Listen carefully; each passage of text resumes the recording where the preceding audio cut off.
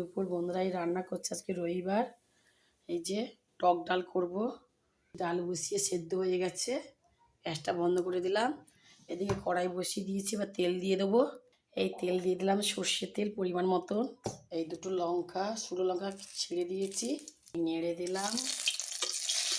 এই লাল লাল করে ভাজা হয়ে এসছে। এই কালো জিরে দিয়ে দিলাম, এই টমেটো একটা থেকে দিয়ে দিলাম, একটুখানি পেঁয়াজ দিয়ে দিলাম, একসঙ্গে নেড়ে দিলাম। আমটা বলে রেখেছি ডালে দেবো, নেড়ে দিলাম ভালো করে।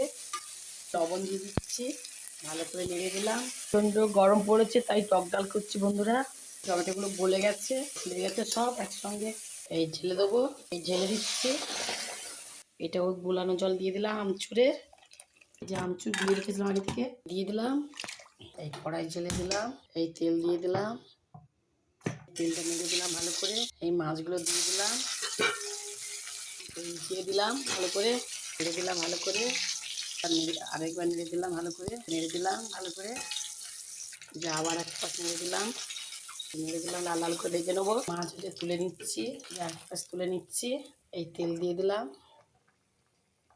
এই কালো জিরে দিয়ে দিলাম, টমেটোটা দিয়ে দিলাম একটা, 3টে কাঁচা লঙ্কা গোটা দিয়ে দিলাম, 4টে রসুন বাটা দিয়ে দিলাম, অর্ধেক পেঁয়াজ কুচি দিয়ে দিলাম, রসুন বাটা দিয়ে দিলাম, ভালো করে নেড়ে দিলাম, লবণ দিয়ে দিলাম, সুন্দর করে মিক্সড করে দিলাম। এদিকে ডাল হয়ে গেছে ভালো করে, তাই একটু গুঁড়ো লঙ্কা দিয়ে দিলাম,